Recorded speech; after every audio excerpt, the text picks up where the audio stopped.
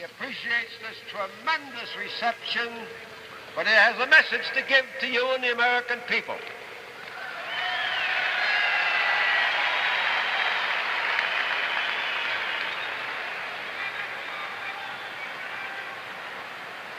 Chairman McCormick, my fellow Americans, I accept your nomination.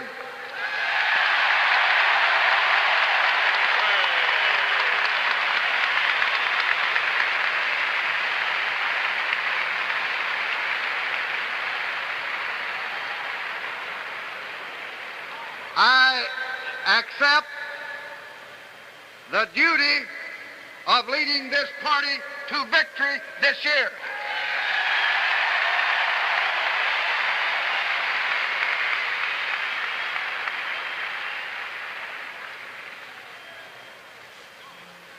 And I thank you from the bottom of my heart for placing at my side the man that last night you so wisely selected to be the next Vice President of the United States.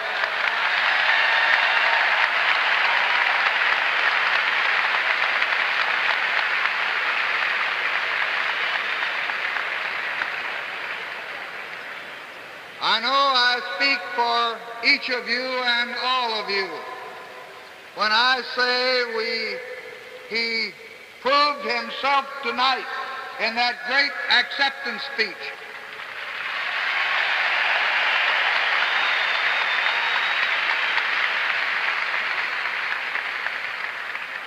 And I speak for both of us when I tell you that from Monday on he's going to be available for such speeches in all 50 states.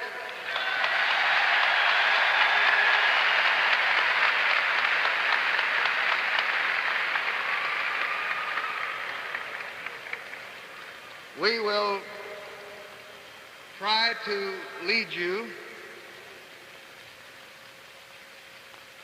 as we were led by that great champion of freedom, the man from Independence, Harry S. Truman.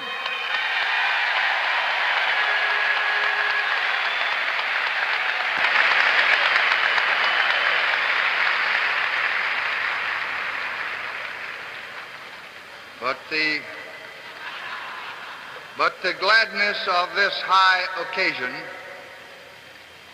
cannot mask the sorrow which shares our heart. So let us here tonight,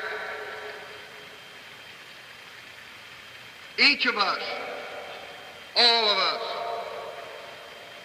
rededicate ourselves to keeping burning the golden torch of promise which John Fitzgerald Kennedy set aflame.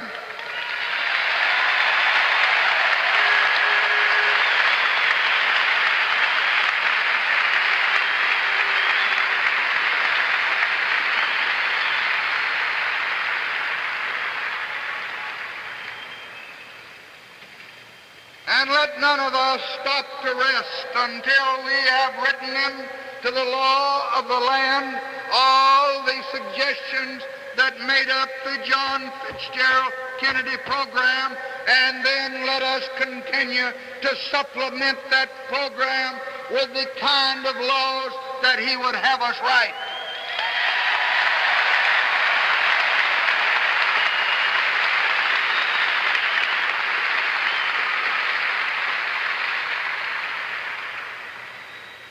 Tonight we offer ourselves on our record and by our platform as a party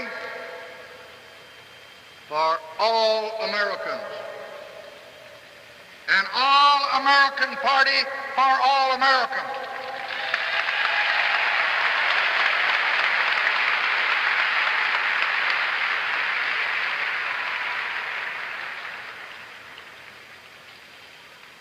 this prosperous people, this land of reasonable men, has no place for petty partisanship or peevish prejudice.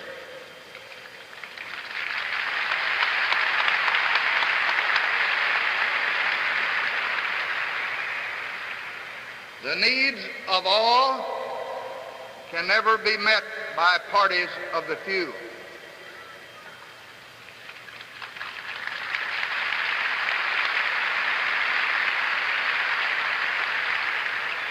The needs of all cannot be met by a business party or a labor party,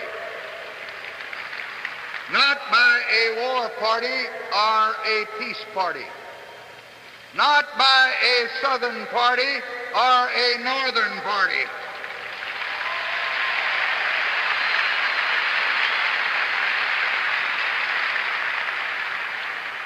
Our deeds will meet our needs only if we are served by a party which serves all our people.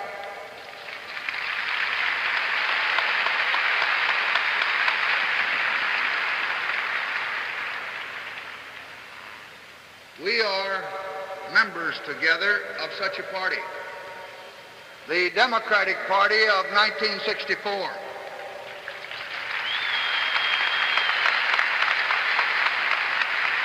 We have written a proud record of accomplishments for all Americans.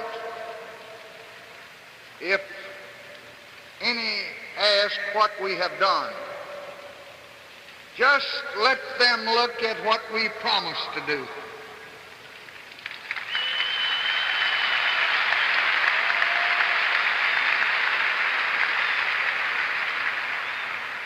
For those promises have become our deeds. And the promises of tonight, I can assure you, will become the deeds of tomorrow.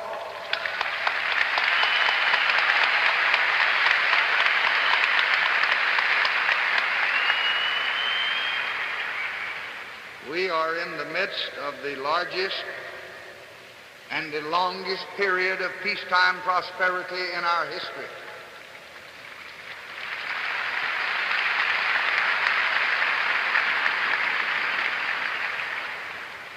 And almost every American listening to us tonight has seen the results in his own life. But prosperity for most has not brought prosperity to all. And those who have received the bounty of this land, who sit tonight secure in affluence and safe in power, must not now turn from the needs of their neighbors.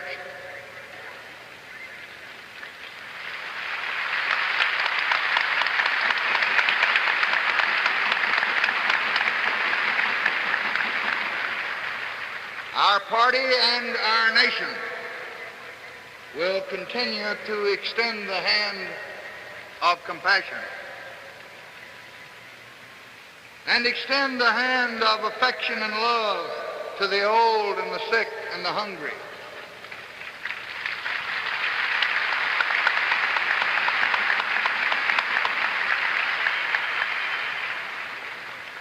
For who among us dares betray the command, "Thou shalt open thine hand unto thy brother, to thy poor, and to thy needy in thy land"?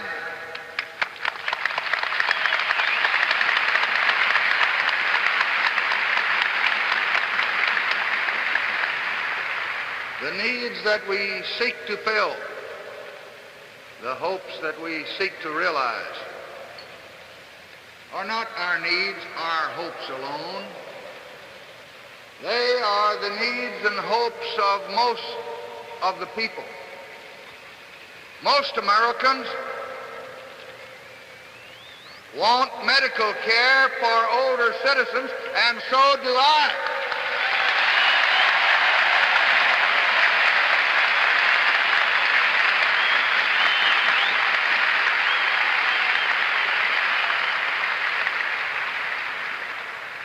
Most Americans want fair and stable prices and decent income for our farmers, and so do I.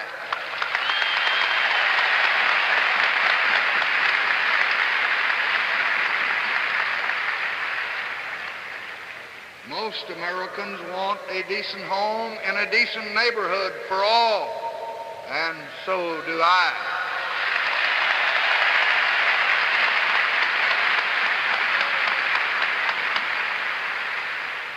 Most Americans want an education for every child to the limit of his ability, and so do I.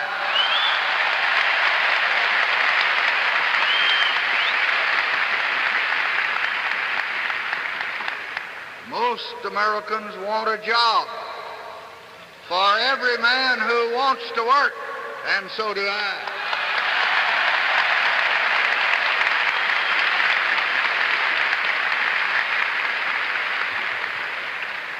Most Americans want victory in our war against poverty, and so do I.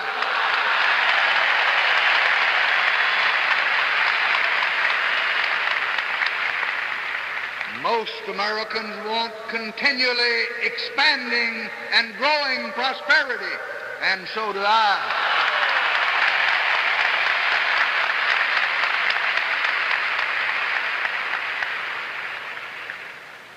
These are your goals.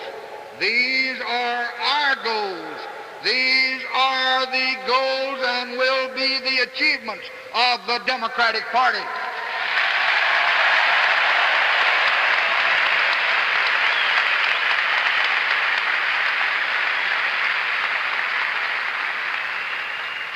These are the goals of this great, rich nation.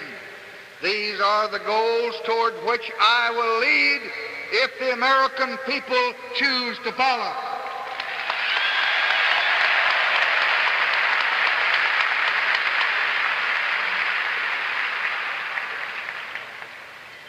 For 30 years, year by year, step by step, vote by vote, men of both parties have built a solid foundation for our present prosperity. Too many have worked too long and too hard to see this threatened now by policies which promise to undo all that we have done together over all these years.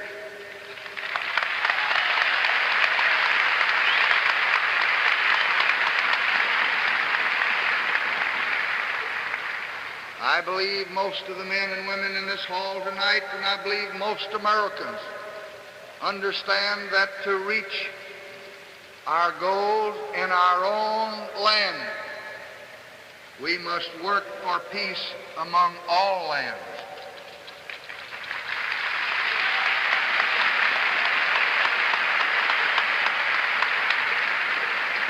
America's cause is still the cause of all mankind. Over the last 4 years, the world has begun to respond to a simple American belief, the belief that strength and courage and responsibility are the keys to peace.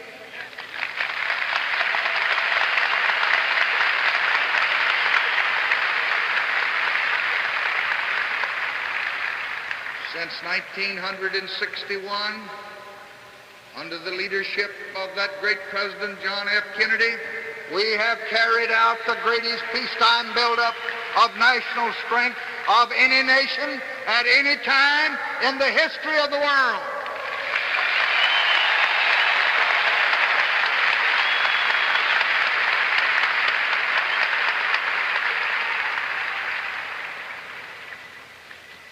And I report tonight that we have spent $30 billion more on preparing this nation in the 4 years of the Kennedy administration than would have been spent if we had followed the appropriations of the last year of the previous administration.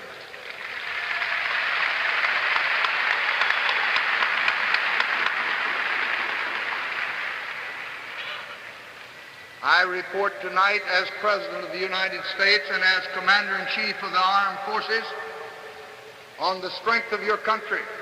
And I tell you that it is greater than any adversary.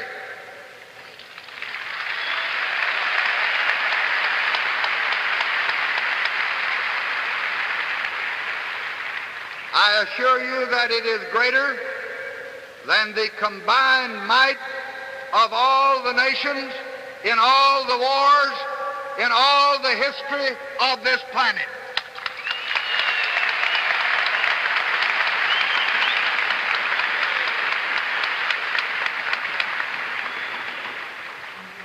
And I report our superiority is growing.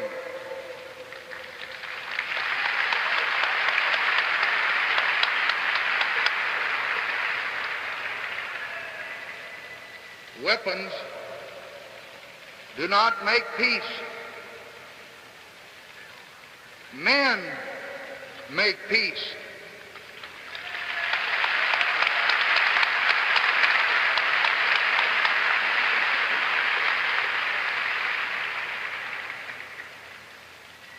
And peace comes not through strength alone, but through wisdom and patience and restraint.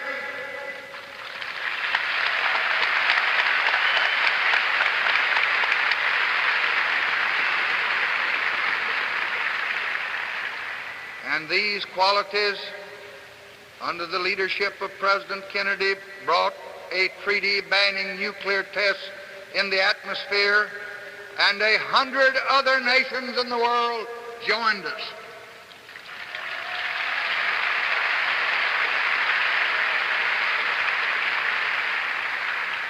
Other agreements were reached and other steps were taken. And their single guide was to lessen the danger to men without increasing the danger of freedom.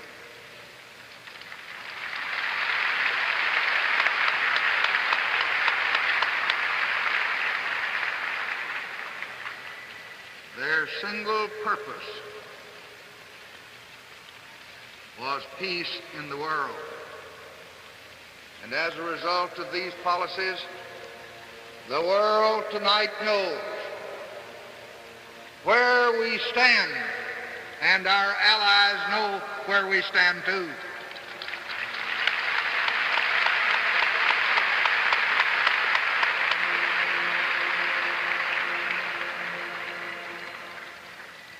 And our adversaries have learned again that we will never waver in the defense of freedom.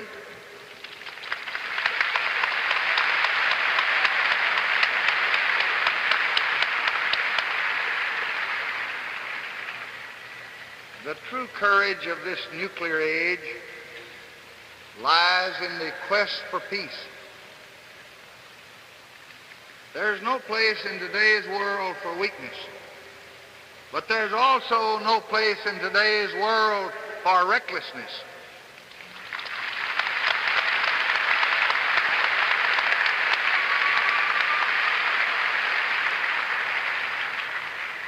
We cannot act rashly with the nuclear weapons that could destroy us all. The only course is to press with all our mind and all our will to make sure, doubly sure, that these weapons are never really used at all.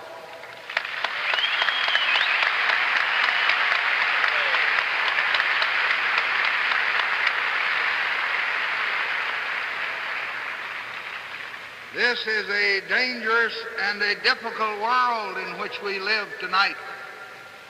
I promise no easy answers, but I do promise this. I pledge the firmness to defend freedom, the strength to support that firmness, and a constant, patient effort to move the world toward peace instead of war.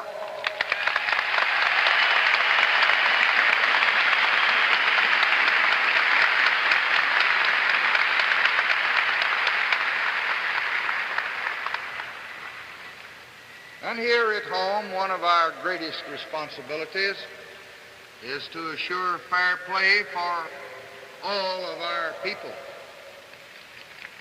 Every American has the right to be treated as a person. He should be able to find a job.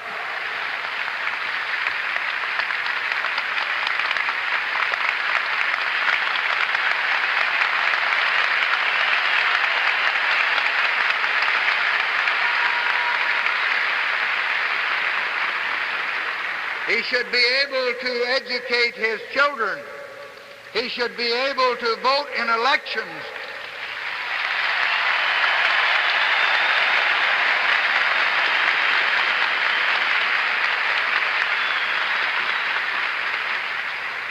And he should be judged on his merits as a person.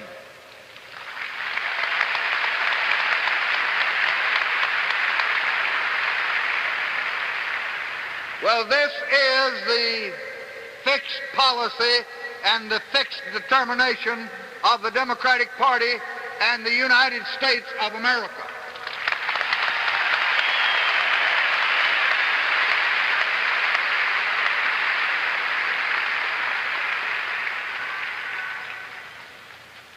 So long as I am your president, I intend to carry out what the Constitution demands and justice requires: equal justice under law for all Americans.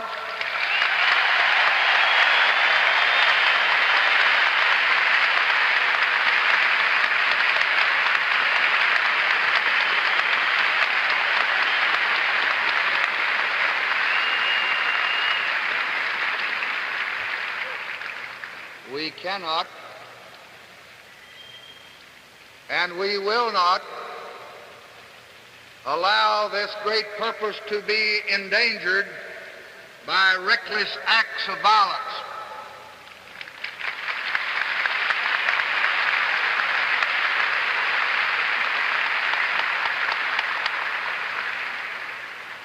Those who break the law,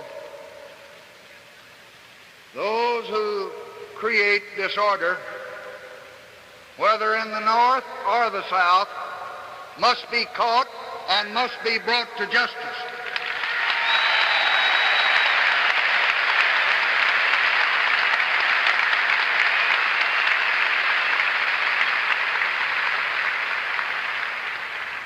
And I believe that every man and woman in this room tonight joins me in saying that every part of this country, the law must be respected and violence must be stopped.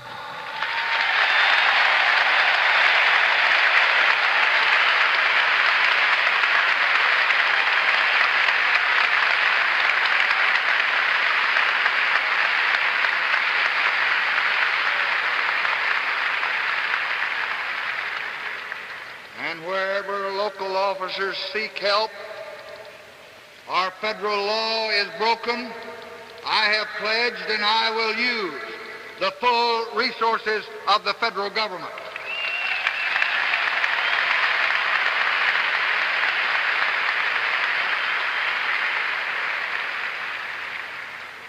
Let no one tell you that he can hold back progress and at the same time keep the peace. This is a false and empty promise. To stand in the way of orderly progress is to encourage violence.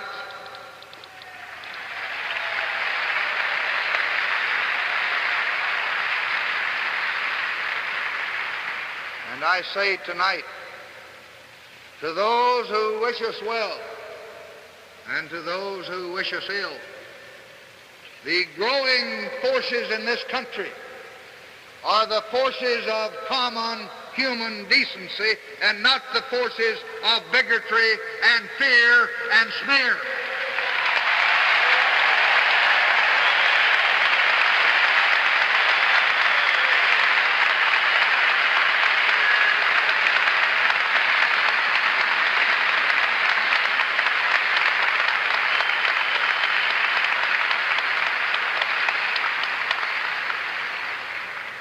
Our problems are many and are great, but our opportunities are even greater. And let me make this clear. I ask the American people for a mandate not to preside over a finished program, not just to keep things going. I ask the American people for a mandate to begin.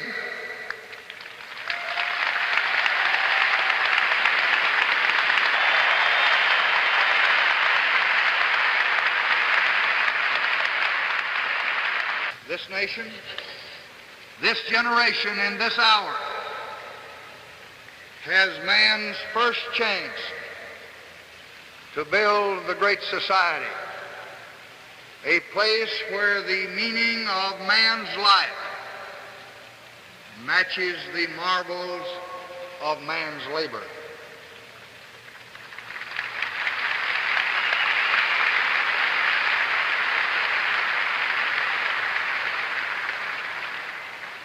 We seek a nation where every man can find reward in work and satisfaction in the use of his talents. We seek a nation where every man can seek knowledge and touch beauty and rejoice in the closeness of family and community.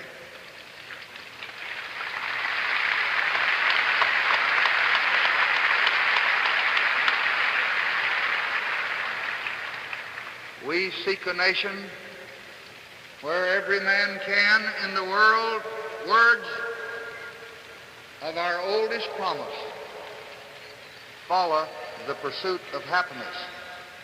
Not just security, but achievements and excellence and fulfillment of the spirit.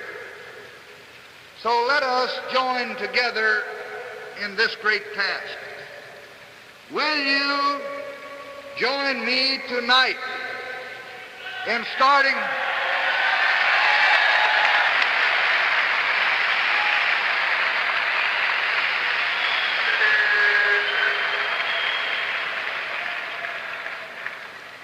in rebuilding our cities to make them a decent place for our children to live in?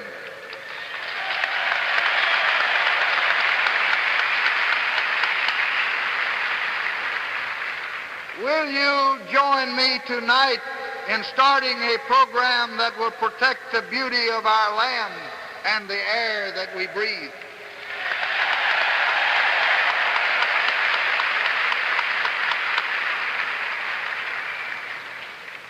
Won't you join me tonight in starting a program that will give every child education of the highest quality that he can take?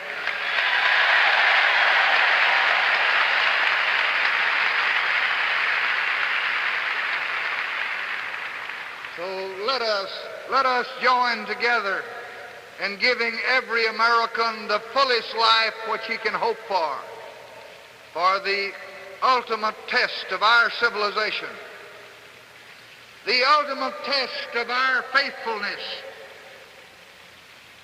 to our past is not in our goods and is not in our guns.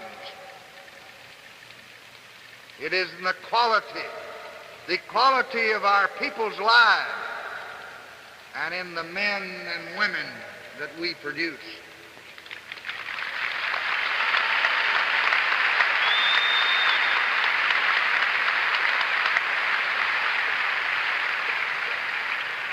This goal can be ours.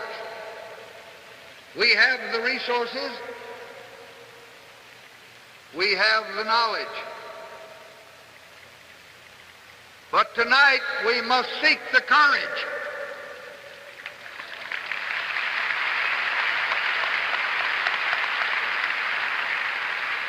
Because tonight the contest is the same that we have faced at every turning point in history. It is not between liberals and conservatives. It is not between party and party or platform and platform. It is between courage and timidity.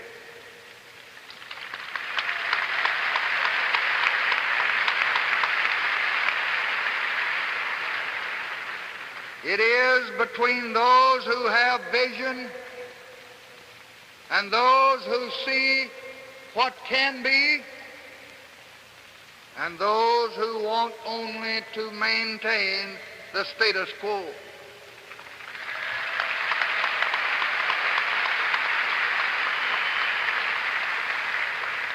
It is between those who welcome the future and those who turn away from its promise.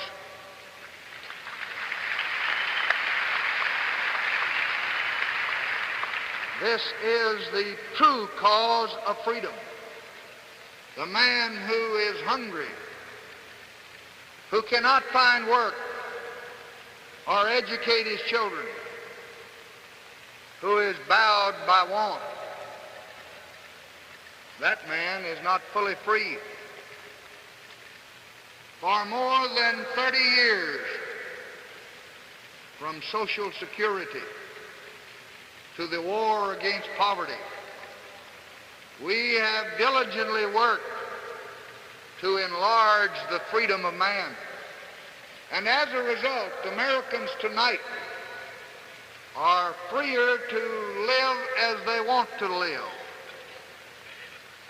to pursue their ambitions, to meet their desires, to raise their families than at any time in all of our glorious history.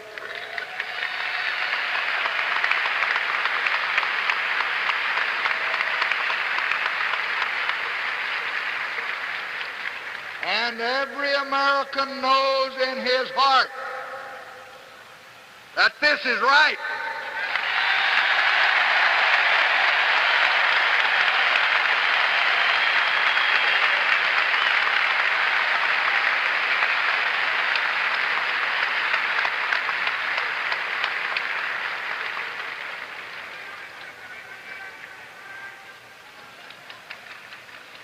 I am determined in all the time that is mine to use all the talents that I have for bringing this great, lovable land, this great nation of ours, together in greater unity in pursuit of this common purpose.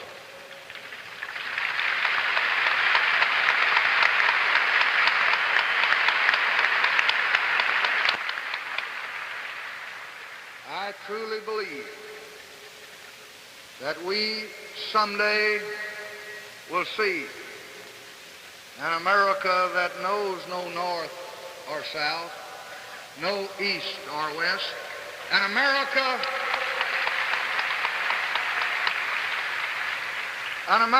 that is undivided by creed or color and untorn by suspicion or strife.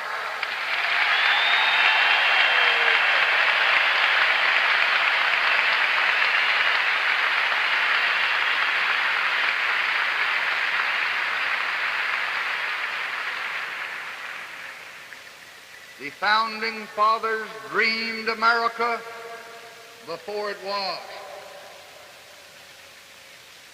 The pioneers dreamed of great cities on the wilderness that they had crossed. Our tomorrow is on its way. It can be a shape of darkness or it can be a thing of beauty. The choice is ours, is yours. For it will be the dream that we dare to dream.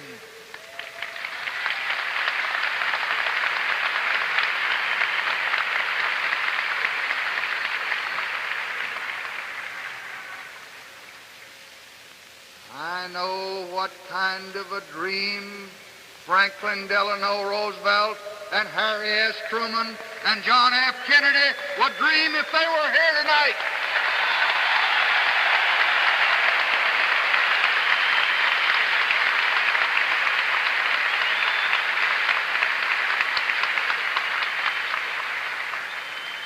And I think that I know what kind of a dream you want to dream. Tonight, we of the Democratic Party confidently go before the people offering answers, not retreat, offering unity, not division, offering hope, not fear or smear.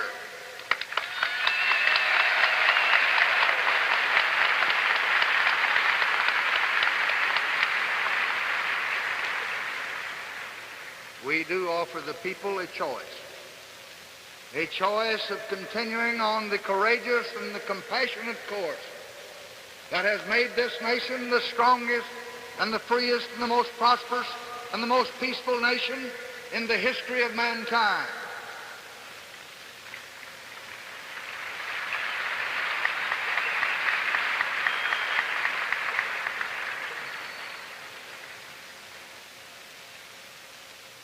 To those who have sought to divide us, they have only helped to unite us.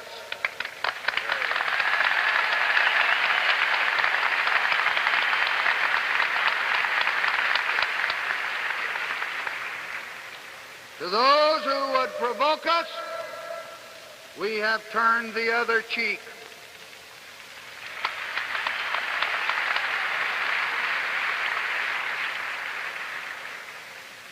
So as we conclude our labors, let us tomorrow turn to our new task. Let us be on our way